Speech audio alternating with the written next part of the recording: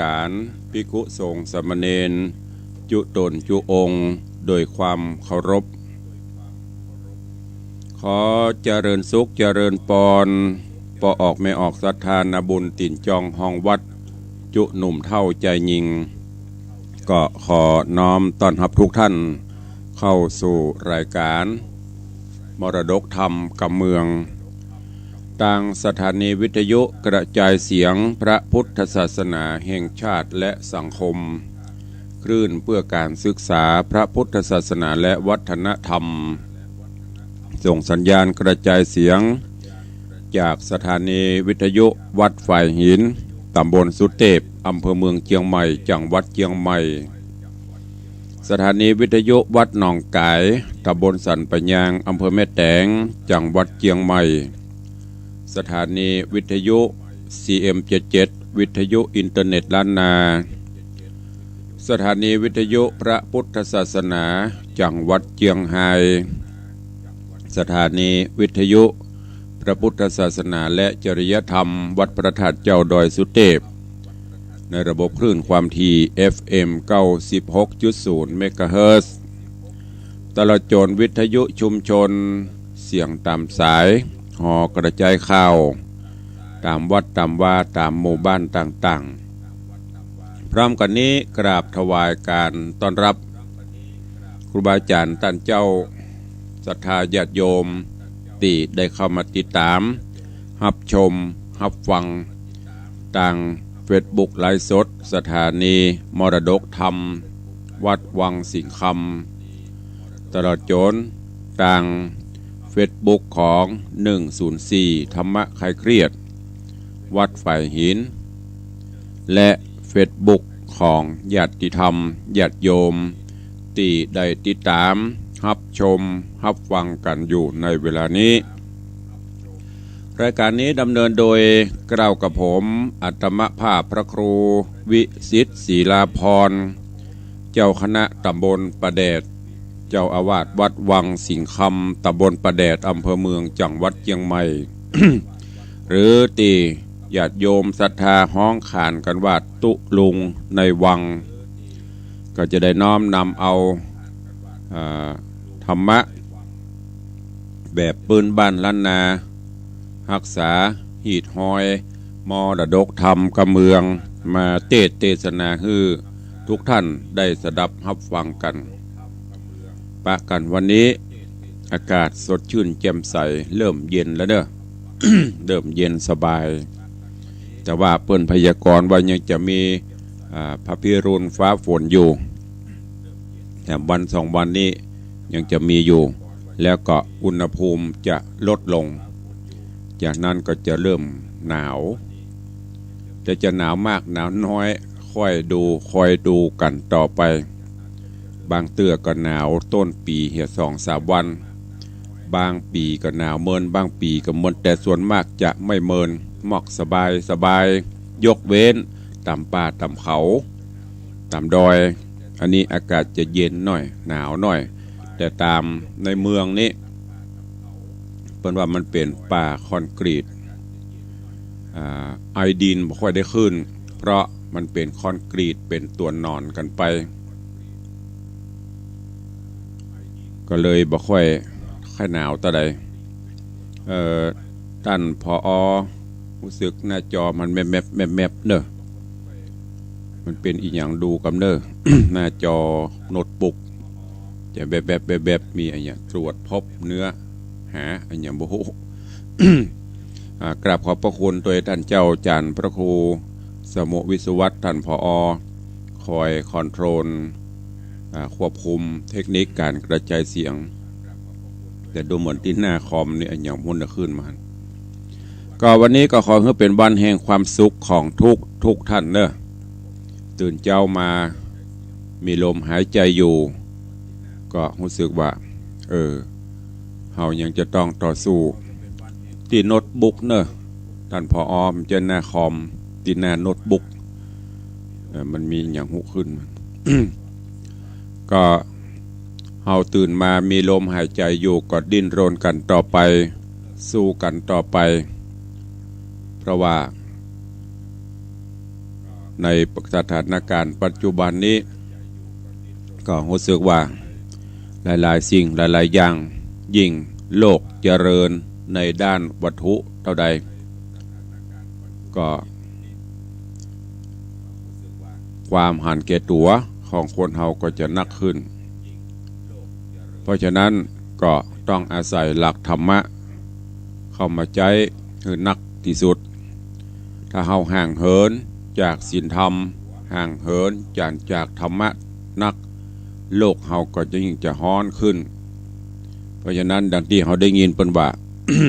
ความสุขโลกีมีได้ชั่วคราวความสุขยืนยาวต้องเข้าหาธรรมธรรมะไม่กลับมาโลกาจะวินาศเขาจะไปว่าโหอย่างกับธรรมะธรรมโมอย่างปล้ำปเหลือตันทั้งหลายก็ต้องพินิจพิเคราะห์พิจารณาอยู่เขาไม่ต้องไปย้อนถึงอดีต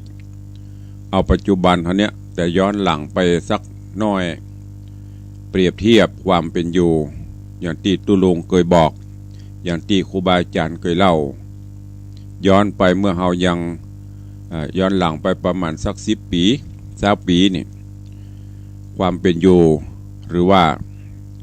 วิวัฒนาการต่างๆยังบ่ค่อยเจริญแต่จิตใจเจริญสูงแต่ยิ่งนับวันถ้าความเจริญเข้ามาจิตใจคนเฮาก็จะกลับตลปัดต่ำลงความหันแก่ตัวก็จะเข้ามานักขึ้นเพิ่มขึ้นจากที่เคยสงเคราะห์อนุเคราะห์จากที่เคยช่วยเหลือจุนเจือซึ่งกันและกันพริกมีบ้านเหนือเกลือมีบ้านใต้ปัจจุบันนิสัยบ้านไผ่บ้านมันบะหมี่ก็ไปขอไผ่ก็ไม่ได้ละต้องใจซื้อปัจจัยซื้อบะหมี่ปัจจัยเฮาก็ไม่ได้กินความหันแก่ตัวแก่งแย่งชิงดีนับวันก็ยิ่งจะนักขึ้นมีแต่เรื่องมีแต่ราวมีแต่ข่าวแต่คราวลงกันอันเนี้ยเพราะอย่างญาติโยมทั้งหลายเพราะเฮาไม่ได้น้อมนำเอาศีลเอาธรรมหลักธรรมคำสอนคำชี้แนะสิ่งที่ดีที่ครูบาอาจารย์ที่องค์สมเด็จพระสัมมาสัมพุทธเจ้าได้ชี้แนะชี้นำบอกต่างมาไว้ปากันละเลยเพิกเฉยมันก็เลยเกิดปัญหาขึ้นในสังคมดังนั้นฝากไว้กับทุกท่านต้องอยู่กับศีลกับธรรมน้อมนำเอามาใช้ในการดำเนินชีวิตประจำวันเฮาอย่างน้อยอย่างที่เพิ่นบอกให้มีสติให้มีสัมปชัญญะคอยควบคุมกำกับถ้าเฮามีสติมีสัมปชัญญะกำกับบ้านเฮาโลกเฮาก็จะน่าอยู่ขึ้นถ้าทุกท่านทุกคนมีก็ฝากไว้กับทุกท่านตัวเองก่อนที่จะได้ฟังน้ำฟังธรรมก็ขอตักตายญาติโยมครูบาอาจารย์ตั้งหน้าใหม่หน้าจอตอนนี้ก็มีญาติโยมเข้ามาชมมาฟังโยมพัดก็ว่าโยมอะไรมันอ่านบรรทุกแฮมเบิลจะถามตุเจ้าเขาก็มันอ่านว่าจะได้ P H E T แต่อ่านบ่ได้ ใครอ่านได้บอกของตุลุงกำเข้ามารับชมเจริญพรต้อนรับเนี่ยยามเจ้า โยมแม่โยมปีสุปราณีโรมาเข้ามารับชมคุณโยมเปลี่ยนชลีคำกิติตุโยมจรันสุธาโดยแทนพระผาหลวงกำลังรับชมรับฟังอยู่เจริญพรตอนรับโยมปเลี้ยงธนวัฒน์แม่เลี้ยงทัดพิชาสุสิงคำท่านเจ้าสิทธิชัยอินทวันโนเข้ามาชมอยู่แล้วก็เจริญพรกับปินันล่าหรือว่าปินันจรันปิยจันทร์เนอะแต่ว่าเป็นวันแฮปปี้เบิร์ธเดย์วันเกิดเปิ้นแต่ว่าเปิ้นเอาอุปกรณ์หลอดฟืนหลอดไฟมาถวายก็เดียวตายรายการก่อนก้อยอนุโมทนาขอบคุณแห่มกรรมเจริญพรคุณโยมลักษณะเกตดีไวยสาท่านเจ้าเจริญพรเนอแล้วก็มีท่านเจ้านัฐกิจทุเจ้าหลวงวัดใจสถิตสันพักหวานตะวันตกในวังนี่ วันนี้ได้เข้ามาชมมาฟัง ก็ขอน้อมถวายการต้อนรับไปเด้อเจริญปอนโยมแม่ละอองแก้วชุ่มใจวันนี้ขึ้นมาฮับชมฮับฟังเพลงม่วนๆเพลงย้อนอดีตตัวเจริญปอนโยมอรพินใจที่กรสาธุเจริญปอนแล้วก็เจริญปอนท่านเจ้าอนุศาสตร์อัศนัยไวยนนท์วันนี้ได้เข้ามาชมมาฟังสาธุครับเจริญปอนเนอร์ท่านเจ้าขอให้เจริญการกุ้งรุ่งเรืองในหน้าที่กิจการงานในด้านการเผยแพร่อบรมลูกศิษย์ลูกหาในตำแหน่งอนุศาสนาจารย์ขอให้เจริญการกุ้งรุ่งเรืองตัวเองเจริญปอนคุณโยมตู่วิเวกวรรณารามกับใบสาครับเจริญปอนโยมพี่หมอมัทนาอัมพันธ์ช่วงนี้จะเหนื่อยหน่อยเนอะทำช่วยกันฉีดมันถ้ามันแหมหน่อยมันสงบพี่หมอถ้าจะได้สบายละปเลี้ยงธนวัฒน์สุสิงคำบอกว่าใบสายามเจ้าอากาศดีจื่นมาติ่นฟ้ายกอากาศสดชื่นแจ่มใสก็ขอขอบคุณอนุโมทนาบุญโดยพ่อปยกยอตุลุงเสียงหล่อ รูปหล่อเสียงหวานแล้วก็ได้ฟังเพลงตัวก็ก่อนรายการก็จะพยายามอันไหนที่เป็นความสุขของญาติโยมสุขตึงกายสุขตึงใจมาเจ้าบรรยากาศเย็นครับฟังเพลงม่วนๆก็ได้สาระได้ประโยชน์นะตัวเพลงถ้าเราฟังม่วนก็ม่วนฟังเอาสาระคติก็ได้เพราะว่าอย่างที่ตุลุงเคยบอกเพลงเมื่อก่อนกับเพลงบัดเดียวมันแตกต่างกันเพลงแต่ก่อนนี่กว่าจะได้แต่ละเพลงนักแต่งเพลงครูบาอาจารย์บรมครูเปิ้นโอ้แต่งแล้วแต่งแหมขีดค่าอยู่กว่าจะออกมาเป็นเพลงแต่เดี๋ยวนี้เก็บหั่นเก็บนี่ใส่หั่นใส่นี่ ขยิบเข้ามาสิก็เป็นเพลงแล้วนะแต่เมื่อก่อนนี่พอฟังแล้วเย็นสบายม่วนแม้แต่เพลงเพื่อจะจีบบ่าวจีบสาวนี่มันมีสาระนะฮันโมดอันอย่างก็ตามเขาก็ฟังเอาแล้วก็ไปคิดพิจารณาม่วนพี่หมอว่ากราบไหว้สาหลวงพ่อท่านพระครูเจริญปอนเนอะแล้วก็โยมแม่เพ็ญศรีปทุมรัตน์กำลังรับชมโยมทองคำที่วงคำเข้ามาชมถวายการต้อนรับท่านเจ้ามหาพรหม ท่านเจ้าอาจารย์พระครูประหลัดวิมลวัฒน์วัดพวกจางเปิ้นมีกฐินของเปิ้นเนอะของเปิ้นกลับมาเรื่อยๆสายทานบุญเนาะเปิ้นวัดทำบุญตามออนไลน์ไปกล่อง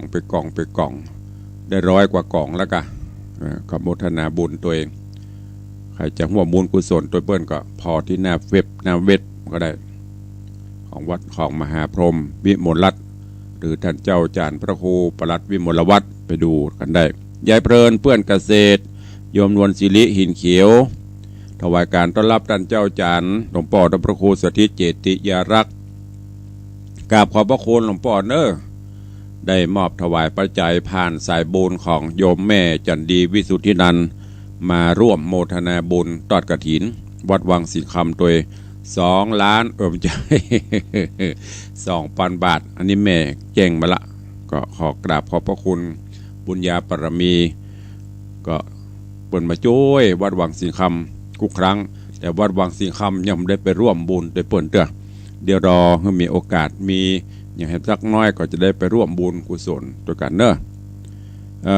ก็กราบถวายความเคารพท่านเจ้าตัวอันนี้เป็นตังครูบาอาจารย์ญาติโยมที่มาติดตามตังหน้าเฟซเวลาก็ล่วงเลยเวยเห็นนี้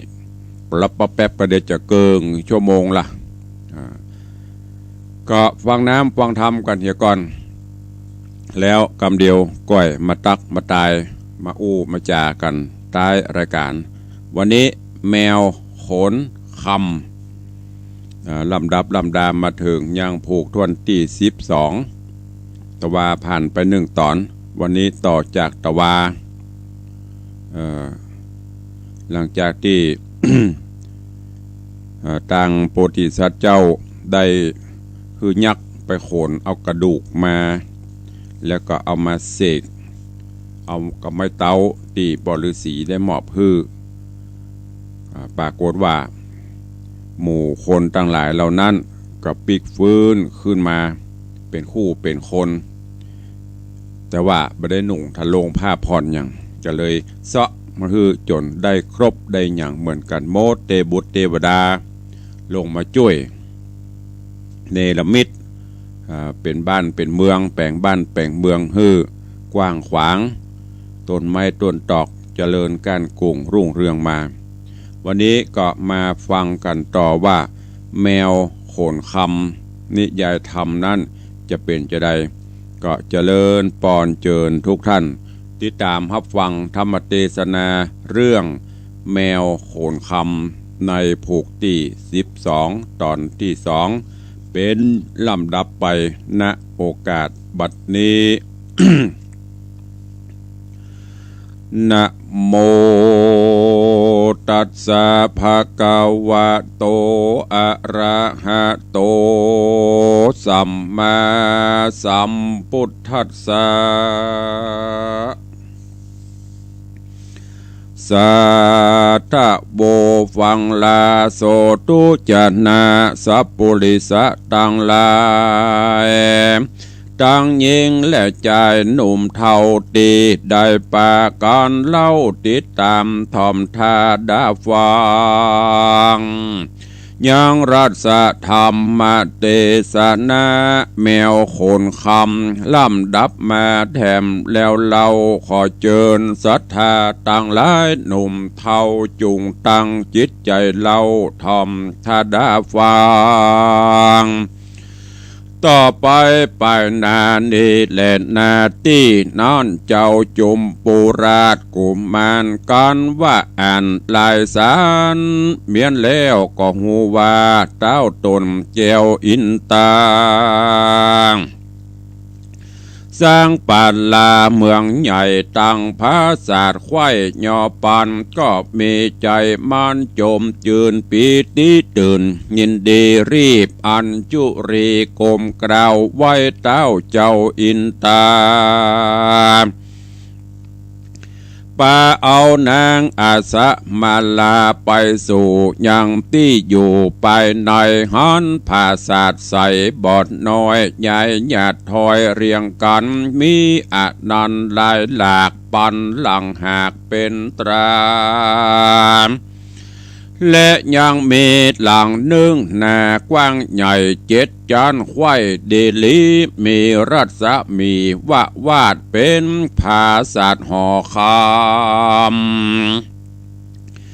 งามหนาหนำกว่าหมู่จริงได้เข้าไปสู่ไปบนดอตัดสะปนบุญกราก็หันเสื้อผ้าวัฒาดังนาเครื่องจะมีบ่ไรนานำจิงไขกำบอกเล่าหือคนหนุ่มเท่ายิ่งใจอันเข่าตายเกิดใหม่ได้สวมใส่วัฏาคนนำแนบมวลหมู่ก็รีบมาสู่สถานเพื่อฮับตานเสื้อผ้าตั้งเครื่องงา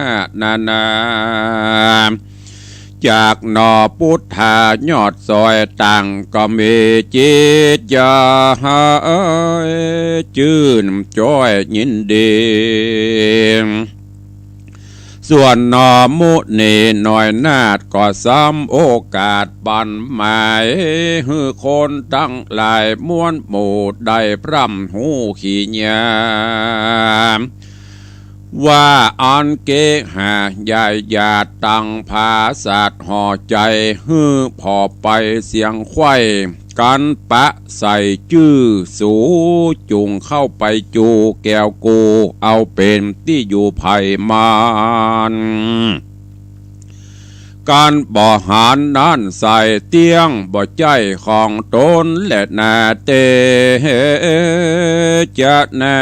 อันว่าคนต่างหลายหนุ่มเท่ากันหนอพระเจ้าไข่ปันก็ปากันเสาะสอดไปไข่จอดปุรี การว่าหานจื้อตนเมนานแล้วก็ปากันเข้าไปสู่เอาเป็นที่อยู่อาศัยพ่องได้อยู่ห่อใจใหญ่กว้างพ่องก็อยู่ตูบยังมุงคาพ่องอยู่เกหาตูบน้อยคาหยาดย้อยเปปังเครื่องมุงบางลุหยาดพ่องไม่มาดเครื่องขี่พ่องเป็นดีกว่าหมู่อันเขาได้อยู่จอมกันมีอาจนันหลายหลากพ่องตุกยากอนาถาพ่องนำนาจื่นจอยบ่ตุกจองหอยอันใดแหละนา โจตากาแม่นมีคนมาถามใครหูว่าคนม้วนโมยิงใจอันเขาตายความแน่ย้อนยักกระเอากินหนอบมุนินที่ใบได้โพดไว้ขึ้นมาโตนอินตาบุญกวางได้มาก่อสร้างปุรีบรับมวลดีพร้อมแล้วถ้าไหวหน่อแก้วพุทธาฮือคนนามวลหมู่ได้เข้าอยู่อาศัยเป็นสารได้นันเหล่าพ่องได้อยู่บ้านเก่ามุงคาอนาถาไม่มาดพ่องได้อยู่ภาษาทหอจันสุขคืนวันจื่นจ้อยบ่ตำก้อยเครื่องขีคนมวนเมเนเล่าจาดก่อนเก่าปังหลังกระตำบุญสั่งไว้พ่องจริงตกป้องหันใส่ได้สุขใจหลายหลากพ่องได้ตุกยากอนาถาวิบากสังจาตอบใส่จริงได้ตกให้เครื่องขี้อันจาวิสาจะโกโหผู้จักมากล่าวแก่เฮือแจ้งแน่ตามรายเฮือแจ้งแน่ตามธรรมกวนไขกำบอกกล่าวเฮือหูข่าวตามมีว่าหลายปันปีมากเต้าคนหนุ่มเท่ายิ่งใจมีลามลายม้วนหมู่ใดเกิดอยู่เป็นคนพ้องใดทารนกระยาบกระตำบาปหึกแน่พ้องมนัสสาจืออื่นจอยใจไฟห้อยต่างบนหูย่างกุลและโตดเว้นกรรมโหดสามานศีลเจียงคันสะอาดบ่ประมาทหักษาคนนามวลหมู่กันเขามูบมูเป็นผีบุญบาปมีมากกว้างบ่อห่างลางนี่ให้เกิดแล้วตายตายแล้วเกิดหลายจาดกรรมบ่ขาดโตโอยมาพ้องสร้างบาปนะหยาบหายบาปตอบสายตัวตันตุกมาวันจองหอยจริงตุกตำก้อยเครื่องขี้พ้องบุญมีมากกว้างอันโตนได้สร้างหลายลามบุญมาตามส่งโยเฮได้อยู่เจยบานสุขสำราญบอกขาดได้มาอยู่ภาษาหอจันนั่นแหละนะตัดสมาเหตุนั่นใส่คนน้อยใหญ่ยิ่งใจอยากได้ไหมสร้างก่อบาปปันปอหึกหนาย้ำบาปมาคืนครอบจะย่องตอบถึงตนย่อมทารนกันอยากตุกลำบากถนัดใจขานิ่งในไฟหอยยอมกราดกร้อยไกลกลาคนมีปัญญาโอหอาจหูฉลาดตามธรรมย่อมหลีกหนีกรรมน้อยใหญ่สร้างบุญไว้นา เนวังลาลาบาปรีบตั้งหาบตั้งบุญจักหนุนเตือมกำเฮอล่วงล้ำภัยมันได้สำราญบอกขาดเกิดมาจาดปางได้ย่อมเป็นปัจจัยส่งยูเหือตนได้อยู่สวัสดีก็มีประการดังนี้แหละนะตาหาโตโอปัฏฐาญาลำดับนั่นไปนาเจ้านอดลาทารงญาณ บุญสมปานหนองนาวได้เป็นเต้าปุรีเมืองธานีนอนใส่จื่อไว้นามาว่าเมืองปัญจาลนครเมืองบ่วอนกว้างใหญ่บ่มนไม้เครื่องเคียมนอมุนีหน่อยนาดอยู่ภาษาหอคำกับนางบุญน้อมยอดซอยงามจื่นจ้อยอสมาลาเจ้าก็นำนากึดสั่งเหือเมืองกวางเรืองไรโจรม่านภัยอุบาทเคราะห์ไม่มาดหายหนีเจ้าปุรีใหญ่กว่าใหญ่น้อยอยู่จื่นจ้อยเจยบาน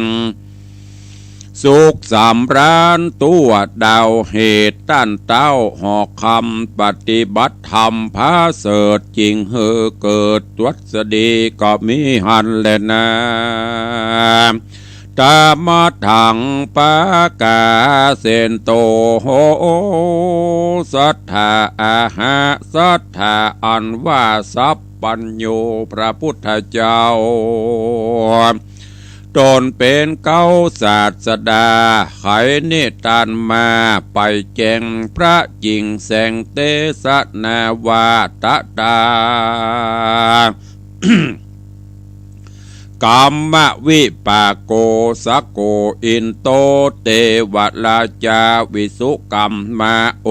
ตริตวาอุทธกังติปะสัมปติสัมภะเจอะสัมมาสายังระสีวัจนังสุวรรณพิลาลา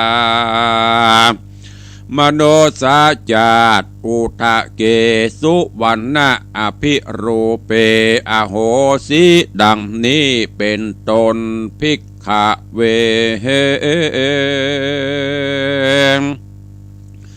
ดูรา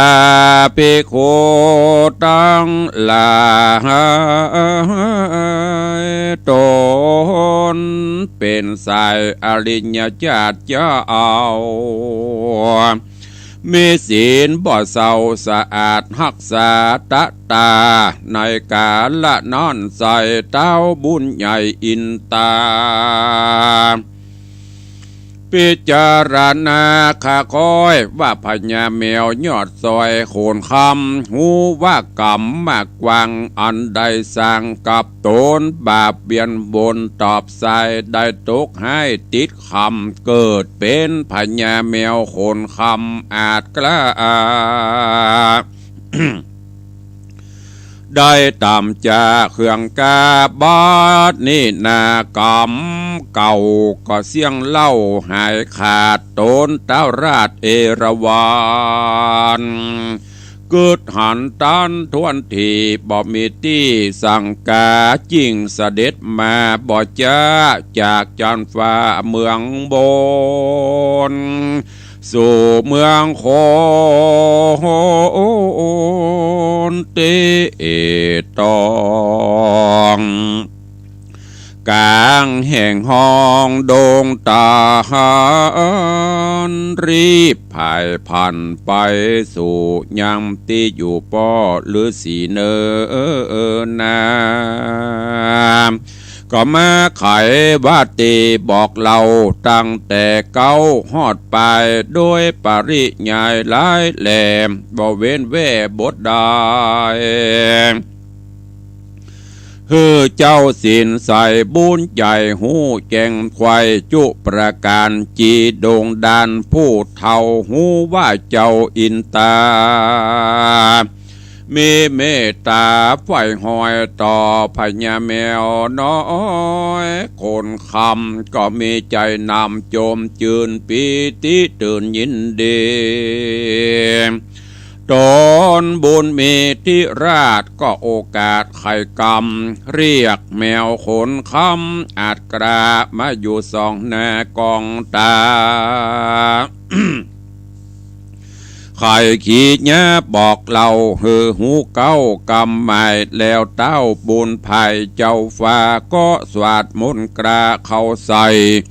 เป่าแมวบุญใหญ่คนคำบ่เมินน้ำลายแหล่แมวก็ดินพับเพตายไปก็มิหันแหละนะตีนานตนอินตาเจ้าฟ้าหันแมวอาจกลานอนตายก็รีบพันพายเอาใส่ลางคำใหญ่ใส่สีแล้วเอาน้ำติบมีโหดหลอดที่แมวน้อยนอนตายแมวก็กราบไก่บ่จ้าเป็นเจ้าโลกลามนุษย์สามมีกาญาความีกาญาควายทวน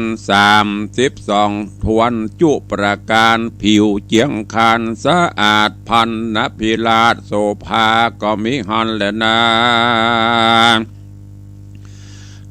ตาน้อยกาดลาดนานเล่าพญาแมวเจ้าโขนคำอันเนจกรรมพรากนาละคาบกว่าเดรัจฉานบอบเมินนานเต้ใส่ก็กลับกลายได้คืนมาเป็นมนุษย์สาโลกลาเจ้าบ่อจ้าภายพันรีบอภิวันก้มเกลาไว้เต้าเจ้าอินตา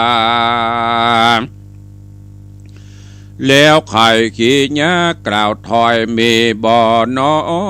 ยหลายประการว่าคาแด่ตนบุญญาณเจ้าฟ้าลงสูตรนาจุมปูย้อนอินโดไฟหอยตัวขาน้อยมีกา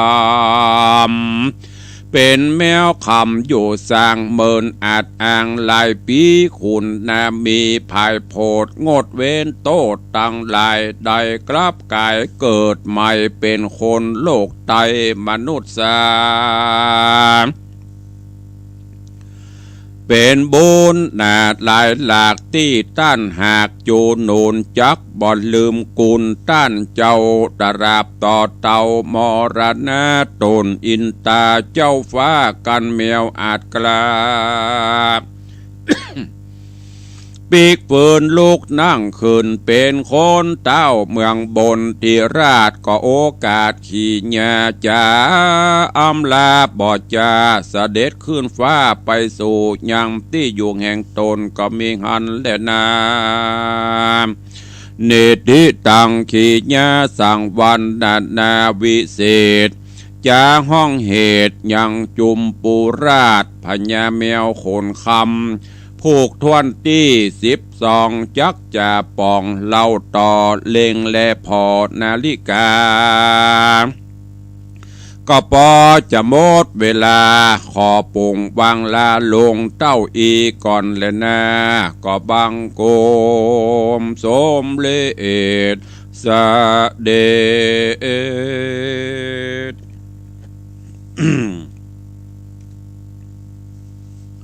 ก็จบไปแฮมผูกหนึ่งแมวขนคำลำดับลำดามาถึงผูกที่12ข้างแฮม5ผูก จะจบลงก็ต้องอนุโมทนาเจ้าภาพเจ้ามลศรัทธาธรรมเทศนากับนี้ถึงหมดถึงมวลนี้ก็มีโยมปเลี้ยงธนวัฒน์ไม่เลี้ยงทัดพิชาสุสิงคำ เป็นเจ้ามลศรัทธาปูจากันเทศกันธรรมก็ญาติโยมทั้งหลายฟังแล้วดังที่บอกไปแต่ต้นเก็บแกะก้อนไกก็คือไซเอาสาระไปประพฤติปฏิบัติในตอนนี้องค์อมรินทร์พระอินทร์เจ้าฟ้าก็ได้มาสร้างบ้านแปลงเมืองหลังจากที่จุมปูราชได้หึยัก ไปเอากระดูกกระเดี่ยวของเจ้าบ้านเจ้าเมืองที่ตายกองก่อกองโกดนะเอามาแล้วก็ได้เสกเป่าโดยไม้เต้าวิเศษบุคคลเหล่านั้นก็ปิกฟื้นคืนมาจากคืนมาแล้วมีที่อยู่เตปาอาหักวิสุกรรมเทพบุตรได้รับบัญชาจากองค์อมรินทร์พระอินทร์เจ้าฟ้ากมเนรมิตรผาศาสตร์แก้ววิมานคำบ้านจองห่อเฮือนหืออยู่เสร็จเรียบร้อยแล้วโพธิสัตว์เจ้ายุมปูราชก็คือหมู่ที่มีชีวิตปิกฟื้นขึ้นมานั้นไปเซาะอยู่ไปเซาะพอไปพอเนอะบ้านสู่มีที่ไหนบ้านสู่หลังใดเพื่อไปพอจื้อเนอะจื้อจะติดอยู่ที่บ้านนั่นถ้ามีจื้อก็เข้าไปอยู่เลยถ้าบ่มีจื้อห้ามเข้ามันเจ้ของสูเขาก็ไปเซาะพอบ้านที่เปิ้นเนรมิตขึ้นมาบางคนก็ปะบางคนก็บ่ปะบางคนก็ได้บ้านอย่างคฤหาสน์บางคนก็มอกมาให้บดีบางคนก็เป็นอย่างตูบมุงคาหยดคายศคาย้อยอันนี้เปิ้นก็บอกว่าถ้าพอย้อนมาถึงปัจจุบันนี้ก็เพราะบุญญาบารมีเนอะไผ่สร้างบุญกุศลไว้หลายก็จะได้ไปพบไปปะแต่สิ่งที่ดีแม้นบ่ยังบ่ตายเตื้อก็จะได้ประสบในความสุขเมื่อมีชีวิตอยู่บนโลกมนุษย์นี้แต่ถ้าหากว่าสร้างพ่องบ่สร้างหลายก็จะปะหอปะเฮือนหมอกมาให้ดีบ่สร้างเลยก็มีที่อยู่หรือไปปะตูบเนาะแยะหย่องแง่งถ้าเฮาเกิดพอก็เหมือนอย่างโลกมนุษย์เฮาเนี่ยบางคนก็ได้อยู่ดีมีสุขบางคนก็เสาะบาหากินเจ้ากินกับแล้วแต่บุญบารมีของไผ่ของมันเนอะนี่เป็นสัจธรรมและเป็นของจริงนะบ่ต้องไปจมบ่ต้องไปบ่นกูเกิดมาจากนี้กูอย่ามาตุกกับเพราะเฮาบ่ได้ฝากบุญกุศลบ่ได้หนุนส่งเฮาเปิ้นกินทำกินเปิ้นตานก็บ่ตานประมาทในชีวิตสุดท้ายก็ต้องมาประสบกับชะตาชีวิตเช่นนี้ก็ต้องก้มหน้ารับกรรมต่อไปเมื่อเปิ้นตกเพื่อไปอยู่กันหมดละเสาะหัดตีหัดตางกันได้หมดละมาถึงตอนนี้พญาแมวโขนคำก็ถึงการเวลาที่จะต้องเสี่ยงบุญเสี่ยงกรรมเปิ้นละตั้งองค์อมรินทร์พระอินทร์เจ้าฟ้าก็เลยเปิ้นห้องไว้เนี่ยคือเปิดหมดกรรมในจาดของที่เป็นแมวแล้วก็จุบชีวิตขึ้นมาใหม่เพราะตายจากเป็นแมวตอนนี้เกิดมาแหมจานจุบขึ้นมาเป็นคนจุบขึ้นมาเป็นคนมีชีวิตชีวามีอาการครบถ้วน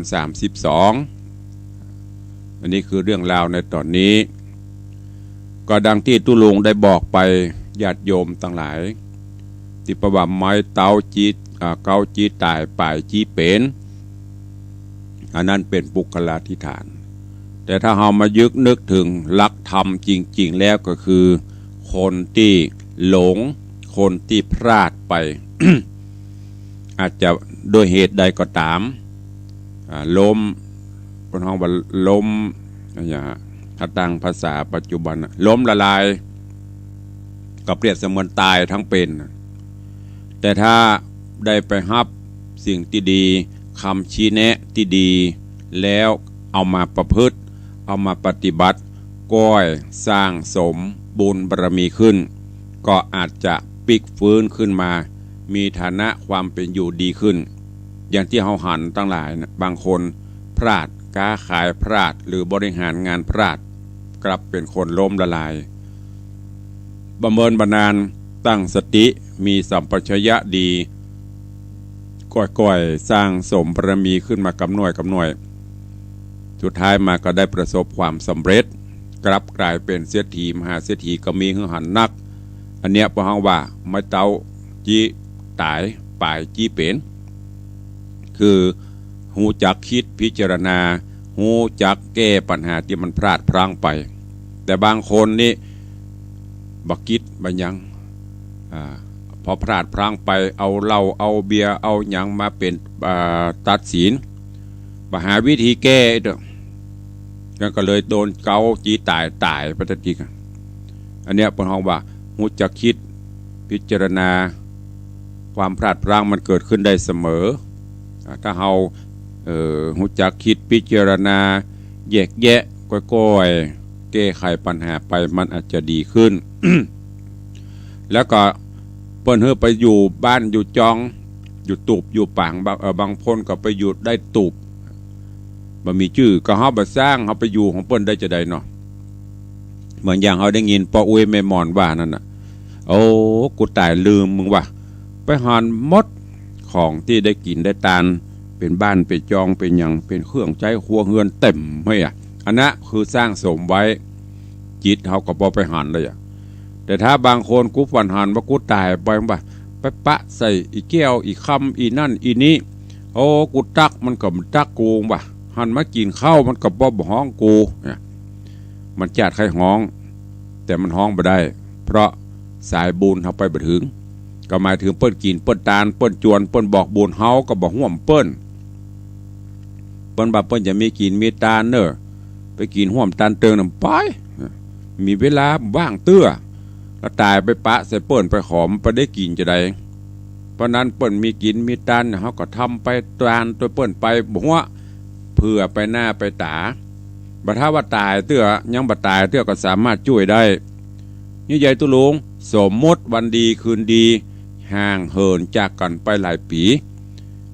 เพื่อนคนที่เคยร่วมการร่วมงานร่วมกินร่วมตานเพื่อนอาจจะได้ดีเฮาอาจจะต่ำต้อยตกอัพอีกเด้ออาจจะไปพบไปปะกันสักที่ใดที่หนึ่ง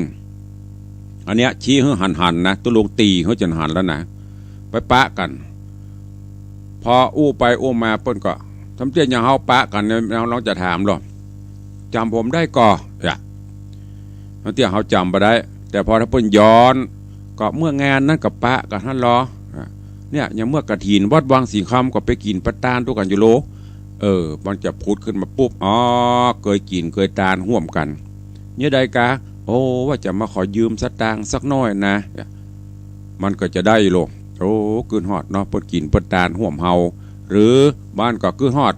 การบ้านใหม่เฮางานแต่งงานลูกเฮาเปิดมาช่วยก็ยังจะมีจิตใจฮือแต่ถ้าบะหานเลยเปิ่นมีกินกับไปกินช่วยเปิ่นทานกับไปทานช่วยเปิ่นบะสนโลกสนโลเอากะการตัวเก่าไปใหญ่พีภายที่ไหนจะไปช่วยแม้แต่ตู้เจ้าก็ถึงบูซื่อๆนะการวัดกับมีกับไปช่วยเปิ้นประกาศลำโพงประปุดหูคิดตัวกับหาแน่การไผกับมีไปช่วยบุญมีแต่ตุลุงขอล่องสแกนอีไผจะไปฮื้ออันเนี้ยหันชัดๆเนี่ยมันต้องว่าตายเตื้อเป็นคนนี่แหละถ้าการวัดการบ้าก็ช่วยบ่มีสตางค์มาช่วยแหงช่วยหั่นช่วยนี่เปิ้นมีการเปิ้นบละบะจิแหงอันนั้นน่ะเปิ้นก็ยังช่วยอยู่สังกาหยังกาเปิ้นก็ใครมีใจใครช่วยหรอกอันนี้เปิ้นแยกกันทืดตัวเก่าไปช่วยเปิ้นประกาศมาวัดกับมาเปิ้นมีการตั้งบ้านก็ไปช่วยบ่สนไปป้อนเหล้าเปิ้นแหมเนี่ยผีพันที่ไหนไปฮื้ออันเนี้ยฝากไว้เป็นข้อคิดเนอะเอาไปคิดมันเหมือนตุลุงบอกก่อเหมือนที่ครูบาอาจารย์ว่าก่อเกิดมาครั้งเดียวตายก็เตื้อเดียวยกเว้นตายลืมช่วยกันไปสร้างบารมีทำไปเถอะไม่ต้องไปหวังอย่างล้ำเหลือปล่อยชีวิตทำกินทำตานไปสร้างสมบูรณ์บารมีไปเปิ้นกินเอากินเปิ้นตานเฮาตานช่วยส่งเคราะห์อนุเคราะห์กันไปวันใดวันหนึ่งเกิดเฮาพลาดพลั้งไปก็ยังจะมีคนช่วยเตื่อมตุ้มเนอะฝากไว้กับทุกท่านตัว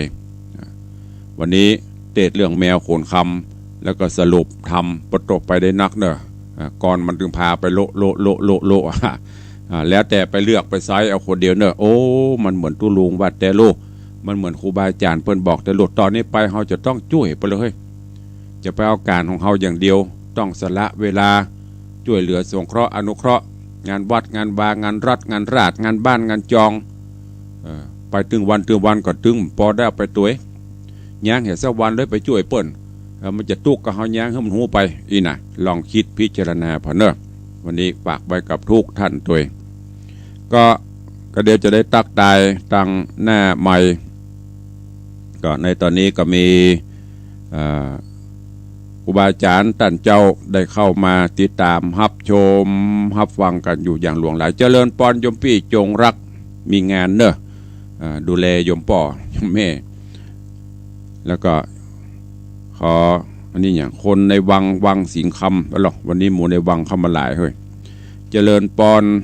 โยมสมนึกยุวะเวกอยู่ดีมีสุขเนอะอันนึกเนอะก็บรรลัได้ปะกันแล้วก็ถวายการต้อนรับท่านเจ้าตำประคูสิริวชิโรภาสวันนี้ได้เข้ามาติดตามเพิ่นบอกว่าไหวสาสาตุลุงในวังเฮาก็ไหวสาตุลุงในป่าเนอะป่าอย่างป่าม่วง วัดสันป่าฝ้ายไม่ใช่ป่าม่วงวัดป่าม่วงวัดสันป่าฝ้ายก็ขอบคุณเนอะท่านเจ้าจันทร์ที่ได้ร่วมโมทนาบุญกฐินกับวัดวังสิงคำตัวขอบคุณอนุโมทนาถวายการต้อนรับท่านเจ้าธรรมรโตภิกขุบุญการได้ฟังธรรมสาธุเนอะก็ว่าไปตามน้ำตามธรรมวันนี้ท่านเจ้าได้เข้ามาขอกราบถวายการต้อนรับตัวเองแล้วก็ตั้งสายหน้าไม้รอสักกรรมเนาะจะได้อนุโมทนาตอนนี้ก็ขอบคุณกับสายบุญเนอะที่ได้ร่วมโมทนาบุญตะวันนี้ก็อนุโมทนาขอบคุณกับโยมปเลี้ยงธนวัฒน์แม่เลี้ยงทัดพิชาสุสิงคำได้มาถวายจตุปัจจัยกันเทศกันทำตลอดพรรษานกยุงหลังจากบินปัตตวาแล้วเนอะ จำนวนปัจจัย 50,000 บาทได้เป็นการน้ำกับไฟกระจายกับวัดกวาไปนอกจากนั้นได้เมตตาเป็นเจ้าภาพติดตั้งประตูรีโมทประตูวัดประตูเงินประตูทองประตูบุญโยมพ่อเลี้ยงธนวัฒน์แม่เลี้ยงทัดพิชาบอกว่าอินดูท่านเจ้าเวลาฝนตกฝนห้ำก็จะโล่นไปปิดไปเปิดประตูลำบากพ่อเลี้ยงแม่เลี้ยงก็เลยจ้างช่างมาทำการติดตั้งรีโมทประตูหมดไป 20,000 บาทเป็นที่เรียบร้อยแต่ว่าเลยฮือเปิ้นเป็นเจ้ามูลศรัทธาเก้ากดรีโมทเปิดปิดประตูเงินประตูทองประตูบุญประตูสู่สวงสวรรค์จันฟ้าพอเลี้ยงมาถวายทานแต่ว่าเป็นตีปริปุนังเรียบร้อยขอบคุณอนุโมทนาบุญเป็นอย่างยิ่งเนอะนอกจากนั้นอนุโมทนาบุญขอบคุณกับปินันจรันปิยะจันทร์หรือปินันล่าแห่งบ้านดอยสิวพร้อมญาติพี่น้องก็ได้ในโอกาสอายุวัฒนะมงคลวันเกิดของเปิ้นตะวาครบรอบ53 ปี3553 เปิดเกิดวันที่4พฤศจิกายนเลขจัดเหมาะ453 345 534ไปปีนคนเดียวไม่ใช่เลขหวยเนอะพี่นานเกิดวันที่4อายุครบ53ตะวาได้นำเอาอุปกรณ์ไฟฟ้าแสงสว่างโดยเฉพาะตะวานี้เปิ้นบอกพี่นานเอาหลอดมาจนได้เปลี่ยนในศาลาหลวงศาลาบำเพ็ญบุญตึงมดตึงมวลนะถวายหลอด LED โคมฟ้าเพดานจำนวน80หลอดเป็นจตุปัจจัย 1,800 บาทแล้วก็ถวายหลอด LED แคปซูลดาวไลท์จำนวน60หลอดเป็นเงิน 3,000 บาทถวายชุดสายไฟพร้อมปลั๊กไฟเต้นยาว60 เมตร22ปลั๊กราคา 2,000 บาทรวมเป็นเงินตะวานี้ตึงมดตึงมวล 15,800 บาทอุทิศบุญกุศลให้ป้อนันปันแม่บัวไหลปิยจันทร์ปิตามารดาผู้บังเกิดเกล้าตลอดจนครูบาอาจารย์ญาติสนิทมิตรสหาย แล้วก็ถวายทานไว้ไปหน้าขออนุโมทนาบุญกับพี่นานเนอะ แล้วก็ขอให้สมความมักคำปรารถนาของพี่นานจรัญปิยจันทร์หรือพี่นานลาดและลูกหลานตันเต้าครอบครัวตัวนอกจากนั้นอนุโมทนากับโยมแม่ละอปิยจันทร์นี่ก็ญาติพี่น้องมาตัว พี่นานร่วมโมทนาบุญกฐิน500 บาทแม่ผันคำเขียวดอยซิวร่วมบุญกฐิน100 บาทโยมอนัญญาคำเขียวดอยซิวร่วมบุญกฐินตัว300 บาทโยมแม่แสงเอ้ยเตชะตาปุจากรมแขวนเดือนยี่เปงประทีปโคมไฟ100 บาทแม่แสงเอ้ยเตชะตาร่วมบุญกฐินวัดวังสิงคำแหม500 บาทคุณโยมสมชายโยมจันเรืองปิยะจันทร์ดอยซิวร่วมถวายทานกฐินร่วมบุญกฐิน500 บาทแล้วก็มีโยมบรรลือโยมจรัสศรีวงคำแดงดอยซิวร่วมโมทนาบุญ200 บาทโยมปินันจรัญปิยจันทร์ร่วม